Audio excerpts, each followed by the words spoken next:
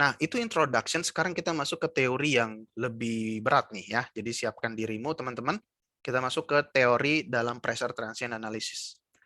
Nah, kita perlu tahu, apalagi sebagai petroleum engineer, flow regime yang ada di reservoir. Ya, ada beberapa flow regime. Yang pertama adalah transient.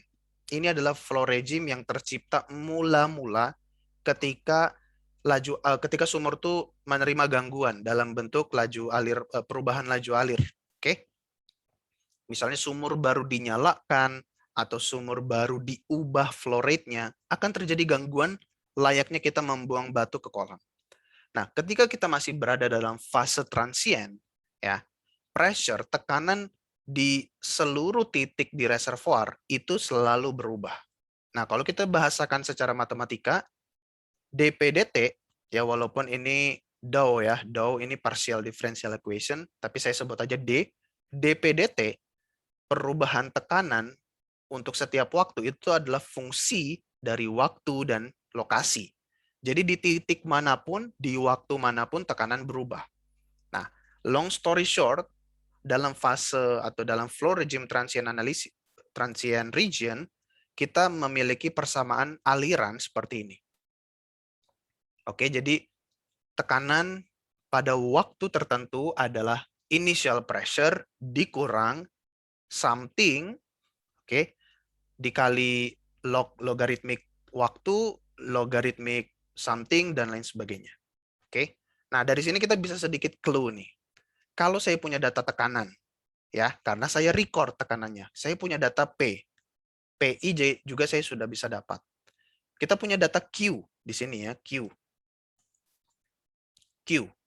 Dan Q saya record.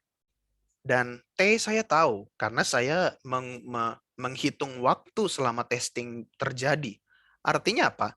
Artinya data-data yang unknown, yang tidak kita tahu, entah itu K, entah itu H, entah itu skin, bisa kita cari dengan persamaan ini. Ya, tapi tentu saja persamaan itu terbatas. Ya, seringkali persamaan harus kita plot menjadi grafik. Itu menjadi lebih meaningful biasanya. Itu adalah problem dalam pressure transient analysis. So you know the pressure, you know the flow rate, you record the time, dan Anda calculate yang data-data yang Anda perlukan, misalnya permeability, thickness, dan lain sebagainya, including skin. Oke, jadi itu adalah fase atau fase transient. Kemudian ada steady state.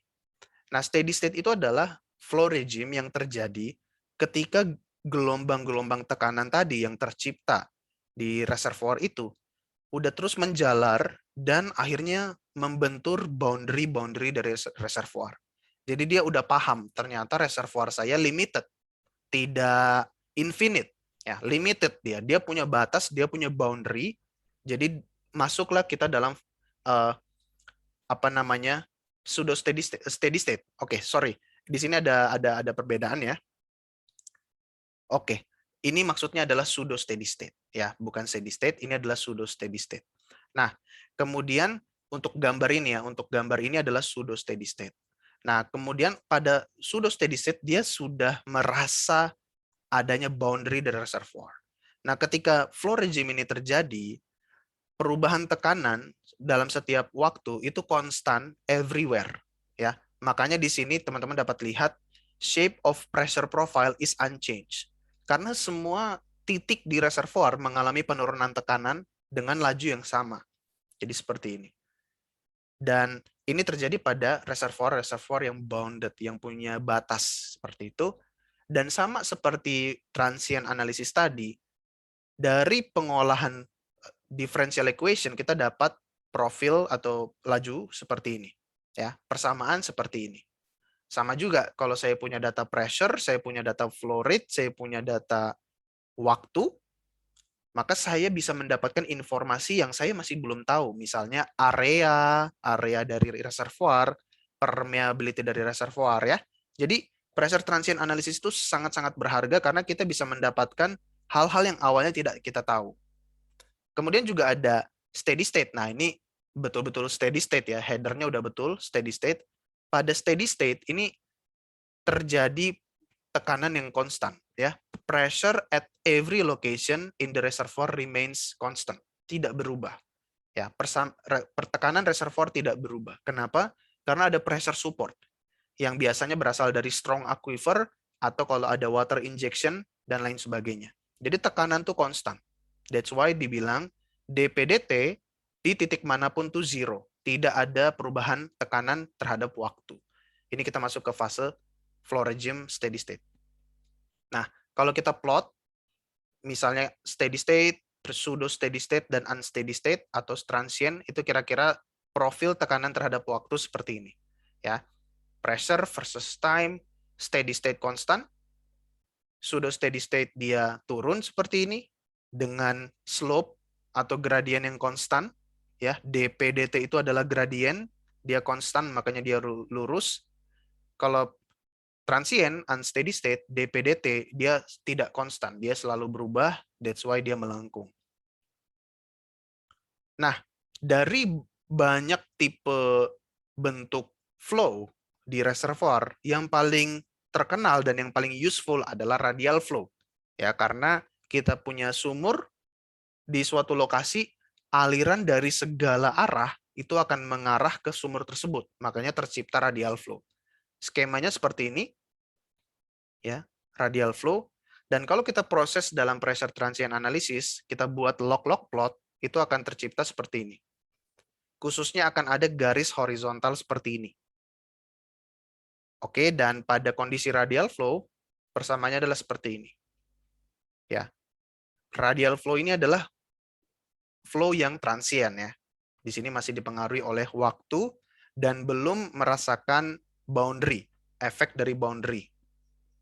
Seperti itu. Nah, kemudian dari flow regime, kita juga sangat perlu memahami superposisi, karena without superposisi kita tidak bisa sampai ke pressure transient analysis as we know today, gitu ya. Tapi kita tidak akan membahas ini panjang-panjang karena ini cukup komprehensif gitu ya. Jadi yang pertama ada superposisi in space, dalam lokasi, dalam jarak gitu ya. Jadi misalnya saya punya sumur A, saya punya sumur B, masing-masing mempunyai pressure effect ya, karena misalnya mereka mengalir, pasti akan ada pressure wave yang disebabkan oleh well A dan well B. Ada pressure drop yang disebabkan oleh well A dan well B. Sekarang saya punya sumur C atau titik C, saya pengen tahu akibat A dan B, C ini akan mengalami perubahan tekanan seperti apa. Nah, untungnya karena ya setelah dianalisis ya, kita terjadi diffusivity di reservoir dan kita udah tahu diffusivity equation. Dan ternyata sifat dari diffusivity equation ini adalah kita bisa menambahkan dia secara linear ya. Intinya titik C, pressure drop di titik C adalah pressure drop dari A dan pressure drop dari B. As simple as that. Jadi C akan mendapatkan efek dari A dan B. Seperti itu. Jadi dengan kita menyadari ternyata berlaku nih superposisi ya, superposisi in space dalam diffusivity fenomena seperti ini, itu sangat memudahkan analisis kita. Oke, jadi di sini adalah pressure drop yang dialami di C adalah pressure drop yang dialami dari A ke C plus pressure drop dari B ke C. Ya, tinggal kita tambah-tambah, kemudian kita utak-atik secara aljabar, kita dapatkan seperti ini. Untuk kasus C dipengaruhi oleh A dan B. Oke, dan kalau kita buat lebih general, misalnya C dikelilingi oleh sekian sumur, sekian banyak, sekian N sumur, kita bisa buat persamaan general seperti ini. Oke, jadi di sini saya note, the principle of superposition mengizinkan kita untuk mengextend the calculation to obtain pressure response at any point ya dalam kondisi infinite acting reservoir untuk sekian banyak well yang berproduksi dengan laju alir yang berbeda, dan itu kita pakai AI gitu ya. AI ini maksudnya exponential integral function untuk memecahkan problem ini. Itu kalau superposition in space. Jadi kita sudah bisa menyadari gitu ya. Nah, ini bisa kita extend sedikit untuk menganalisis boundary dalam reservoir. Itu maksudnya seperti ini. Kalau saya punya sumur dan saya dekat dengan patahan, oke, Kalau saya mau menganalisisnya real, cuman sumur dan patahan atau fault, itu bisa saya pecahkan, itu bisa doable untuk saya lakukan, tapi time consuming. Nah, jadi dengan adanya superposisi, ya para analis gitu ya mencanangkan daripada kita analisis sumur, radial flow, dan fault, misalnya linear flow, lebih baik kita buat image well. Jadi di sini ada sumur, fault ini kita jadikan ada sumur cermin, sumur cerminan di sini.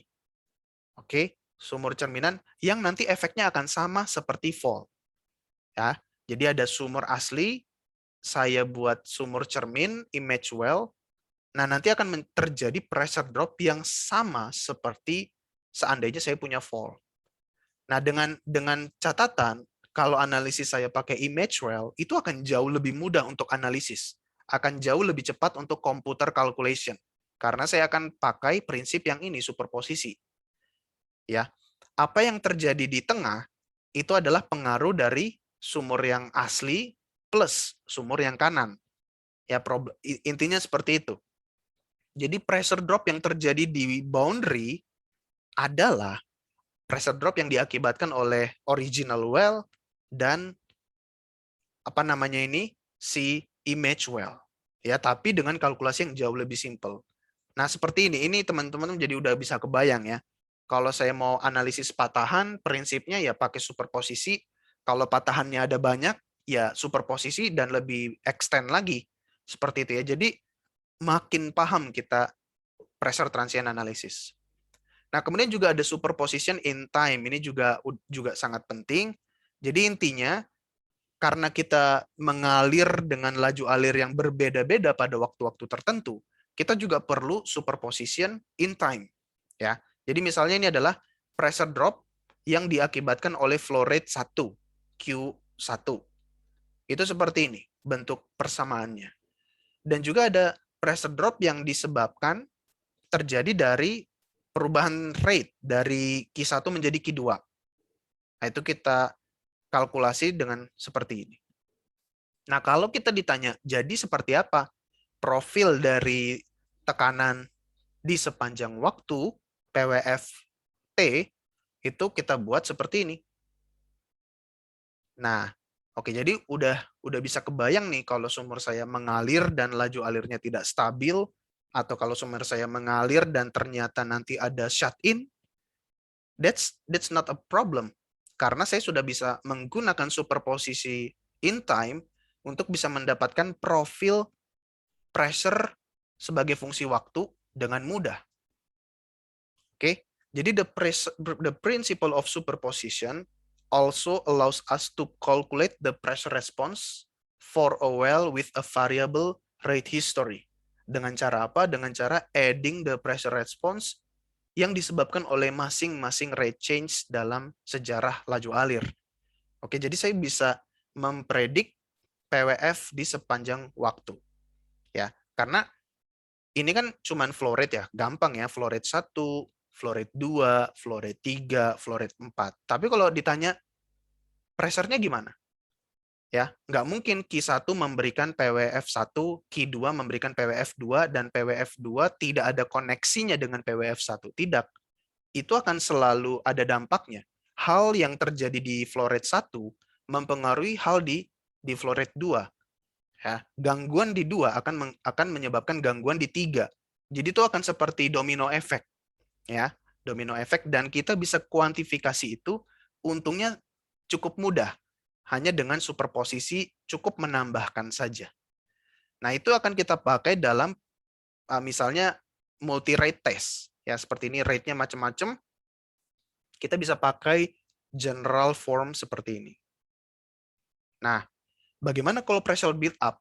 Nah, pressure build up kita juga bisa gunakan si principle of superposisi. Ya, misalnya untuk build up selalu diawali dengan drawdown dengan produksi ya. Tekanan turun. Oke, tekanan turun ini adalah pressure drop akibat drawdown, delta P DD. Drawdown flow rate-nya yang mana? Ini yang Q. Nah, ketika shut in, itu kan flow rate 0. Oke, tapi sebenarnya itu bisa kita modelkan seolah-olah dengan injeksi. ya. Supaya apa? Karena dengan kita shut in akan terjadi pressure build up. Nah, untuk memimik pressure build up dalam komputasi itu sama dengan kita injeksi. Jadi Q-nya minus. Oke, Q-nya minus sehingga akan memberikan efek pressure build up. Nah, delta P-nya ya atau pressure response-nya tentu saja adalah superposisi. Superposisi dari pressure response akibat periode drawdown ditambah superposisi dari akibat injeksi ya atau pada saat build up. Oke, jadi ini memang a bit complicated ya, tapi seperti itu prinsipalnya. Jadi setelah kita tahu superposisi, kita sudah bisa mengakomodasi berbagai perubahan lokasi atau berbagai perubahan boundary atau berbagai perubahan flow rate ya. Nah, oke, jadi tadi superposisi sudah, flow regime sudah. Nah, sekarang analisis atau metode-metode pressure transient analysis. Ada cukup banyak ya, ada beberapa metode yang bisa kita lakukan. Yang paling pertama di tahun 50-an itu adalah dengan plotting semi-log seperti ini. Oke, plotting semi-log. Ada yang namanya MDH plot. Oke, ada yang namanya Horner plot. Mungkin yang paling terkenal adalah Horner plot. Oke, seperti itu. Jadi intinya kita mau membuat semi-log dan kita cari radial flow itu ada di mana. Ya. Radial flow untuk MDH plot itu ada di sini. Yang garis lurus. Oke. Tapi yang paling terkenal adalah Horner plot. Nah, Horner plot itu kita bergerak dari kanan ke kiri. Jadi ini starting testnya naik terus. Ini karena Wellbore fenomena ya, naik. Nah, di sini adalah radial flow. Mengapa radial flow penting? Ya, karena seperti tadi saya bahas di persamaan matematikanya, dalam radial flow itu berlaku persamaan aliran yang mana kalau kita pecahkan radial flow itu kita bisa dapatkan informasi-informasi penting seperti permeability, thickness, ya atau permeability thickness, permeability dikali dengan thickness. Itu kita bisa dapatkan ketika kita pecahkan radial flow. Nah, maksudnya radial flow dipecahkan ini apa? Maksudnya kita matching dengan garis ini. Nanti software akan memberikan ternyata permeability Anda sekian atau permeability thickness Anda sekian. Itu informasi yang sangat penting untuk kita mengenal reservoir kita. Nah, tapi ini limited, sangat terbatas, gitu ya. Kemudian ada yang namanya metode type curve matching. Ya, ada macam-macam type curve matching, misalnya Greengarten type curve seperti yang dibuat seperti ini. Jadi dia meng-create beberapa parameter dimensionless, ada dimensionless pressure, dimensionless wellbore storage gitu ya, dan juga dimensionless time. Dia buat type curve. Oke, dan kita punya field data titik-titik merah. Oke, titik-titik merah kita taruh di kertas ya, di kertas, dan juga ada type curve yang di print juga di kertas. Kemudian kita gerak-gerak aja nih sampai dia overlay dan matching seperti ini, gitu ya. Nah, kalau matching seperti ini, kita akan lihat matching ini terjadi pada PD berapa, CD berapa, dan TD per CD berapa. Nah, dapat teman-teman lihat di dalam CD ada beberapa parameter ya.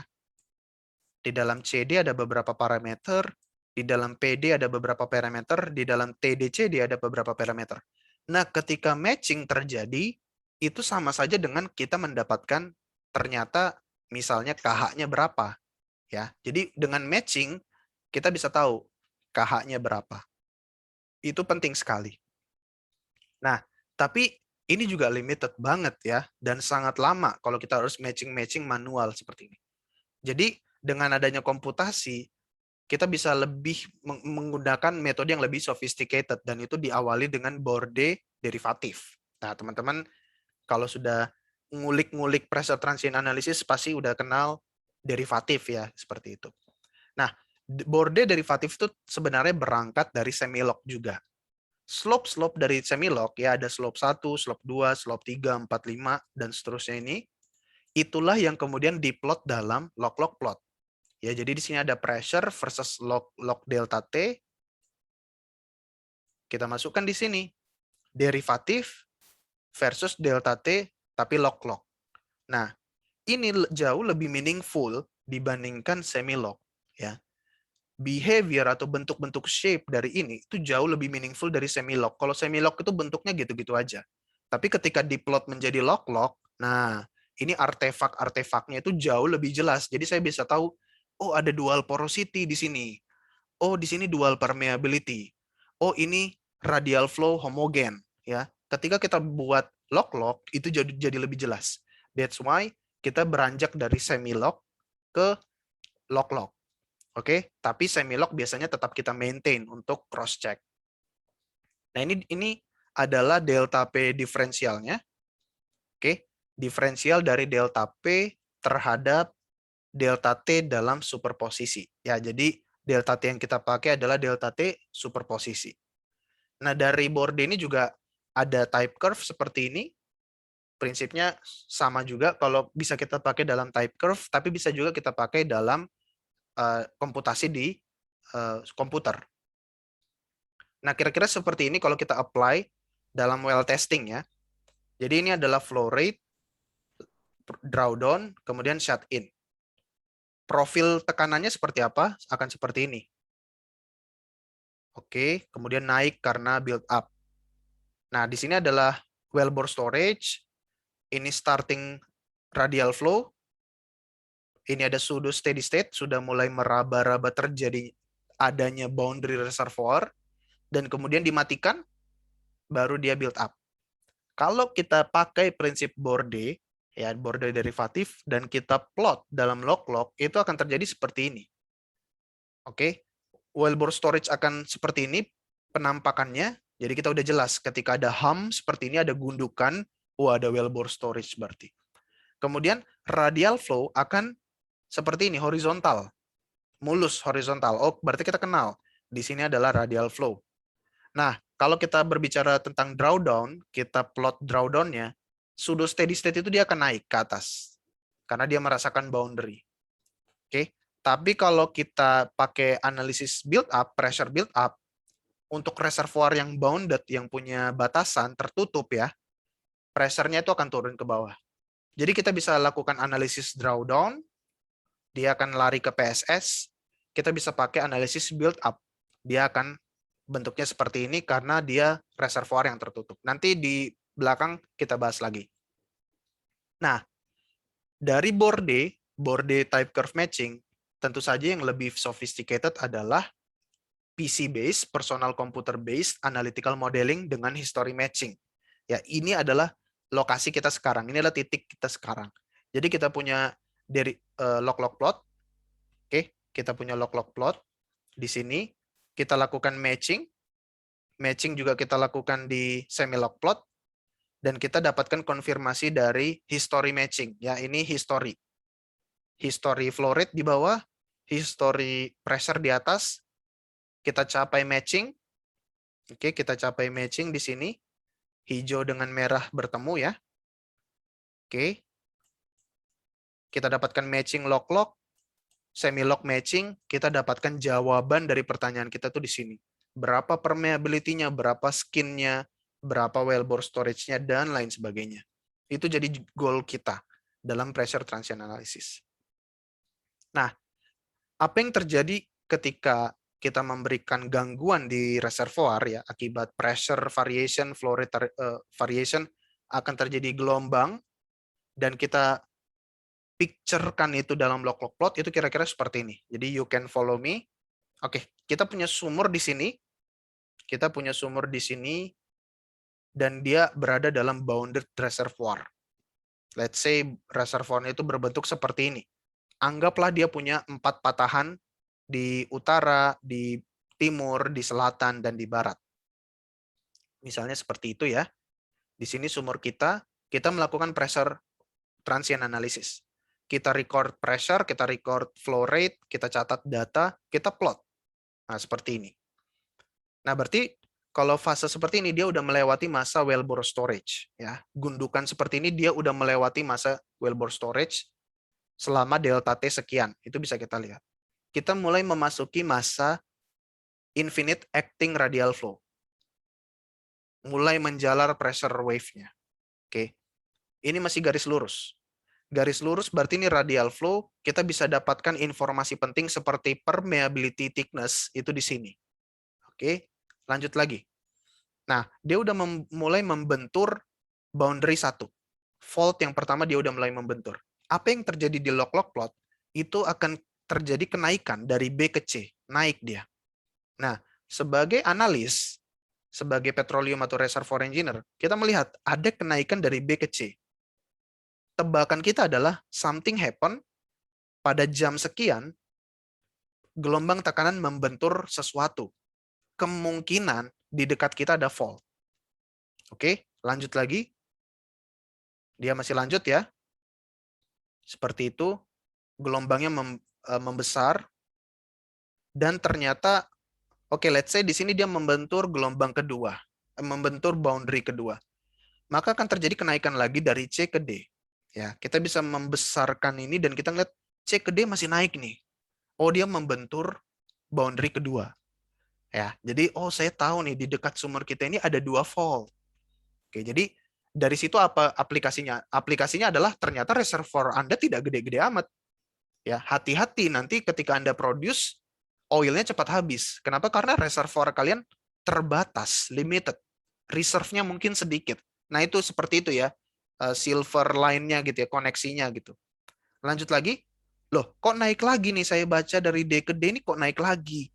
Oh, ternyata ada tiga patahan yang setelah diinterpretasi kenyataannya seperti ini gitu ya. Lanjut, naik lagi gitu. Oh, baru saya tahu nih. Karena dari slope-nya ini, saya tahu ternyata reservoir saya itu tertutup. Ya, reservoir itu saya itu tertutup. Bisa jadi tertutup karena patahan, bisa tertutup karena perubahan fasies. Misalnya ini fasies 1, ternyata di luar itu fasies yang lebih jelek propertinya gitu. Seperti itu. Jadi ada perubahan fasies, dia memberikan permeability barrier. Gitu ya. Jadi reservoir yang di sini itu tertutup. Nah, terakhir semua boundary memberikan gelombang pantulan dan itu terbaca di full historinya itu seperti ini. Ya. Jadi seperti itu. Jadi dengan kita menganalisis log plot, ya kita nggak tahu apa yang terjadi di atas ya. Kita nggak tahu apa yang di atas. Yang kita kenal adalah yang bawah. Nah, sebagai engineer kita bisa melihat. Kita udah merasakan radial flow, baru kita membentur boundary 1, boundary 2 saya bentur, boundary 3, dan terakhir udah jelas slope-nya sangat terjal. Ini menunjukkan bahwa ya ternyata reservoir saya tertutup seperti itu. Ini adalah analisis log-log untuk drawdown ya, data drawdown. Kalau reservoirnya dianalisis dengan pressure build up, reservoirnya tertutup seperti ini, dia pasti derivatifnya akan turun. Ya akan turun ke bawah. Nah, ini karena naik, ini analisis yang kita lakukan drawdown. Oke. Nah, bounded derivatif ya, setelah kita menganalisis semua possible flow regime, flow fenomena, bentuk aliran dan lain sebagainya, diolah dengan Bordet derivatif, kita mendapatkan seperti ini. Oke. Jadi kalau storage, well bore storage itu slope-nya 1. Ya, jadi teman-teman, kalau ada penampakan apapun di log-log plot yang memberikan kemiringan 1, itu pasti storage. Entah storage sumur atau storage reservoir. Intinya itu sistem yang tertutup. Sumur itu tertutup, storage-nya 1. Reservoir kalau tertutup, sama, slope-nya 1. Pseudo steady state, 1. Ya, jadi baik storage maupun pseudo steady state itu adalah reservoir yang tertutup, slope-nya 1. Kalau kita punya linear flow, slope-nya setengah. Ini bisa terjadi kepada reservoir dengan fracture atau sumur dengan fracture. Bilinear flow ini juga pada fracture, itu slope-nya 1/4. Radial flow itu slope-nya 0, berarti dia horizontal. Kemudian ada juga spherical flow, ini kalau dia partial penetration atau limited entry, slope-nya -1/2. Ya, jadi kalau kita sebagai analis bertemu dengan slope-slope seperti ini, berarti kita udah bisa menebak.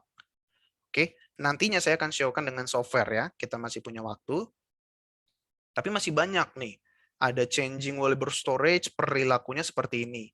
Double porosity, setelah dianalisis dengan Bordet, perilakunya seperti ini, ada lembah.